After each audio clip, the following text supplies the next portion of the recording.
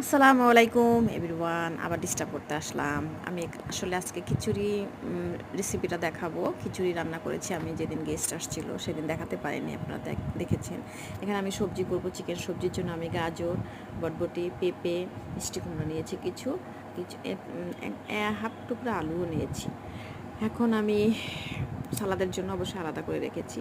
এখানে খিচুড়িটা বসাবো, চাল ডাল ধুয়ে নিচ্ছি সুন্দর করে, মশলা ওদিকে দিয়েছি। দেখেন আমার ডাল ধুতে যেয়ে কী অবস্থা আমি করে ফেলছি।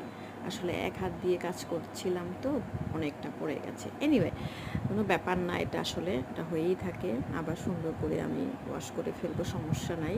এখানে আমি আদা রসুন পেস্ট এবং মশলা, তেজপাতা, কাঁচামরিচ, সুন্দর লবণ পরিমাণ মতো দিয়ে নেড়ে চেড়ে দেন আমি পানি দিয়ে দেব।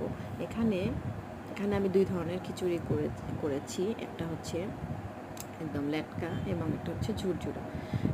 অনেকে আবার পছন্দ করে না, তাই দুইটাই আমি রেখেছি, যার যেটা পছন্দ সে খেয়ে নেবে।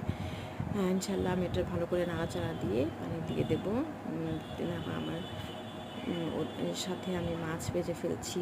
একে একে আমার রান্না প্রায় শেষ।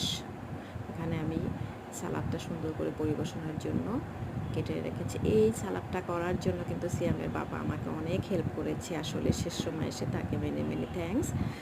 সে সুন্দর করে ডেকোরেট করেছে। সে আসলে অফিসের কাজে সারাদিন আমাকে হেল্প করতে পারেনি, করে অনেকটা, যতটুকু পারে। গেস্ট আসলে পরিবেশনের জন্য সে বেস্ট। যাক, রান্না করে সে টোকে না সহজেই, আমি যতটুকু করি। ওকে, আল্লাহ হাফেজ। এখানে আমি নিয়েছি, নাগা মরিচ নিয়েছি এবং 3 ধরনের আচারও নিয়েছি, দেখতে পাচ্ছেন। ওকে, আল্লাহ হাফেজ, সবাই ভালো থাকবেন।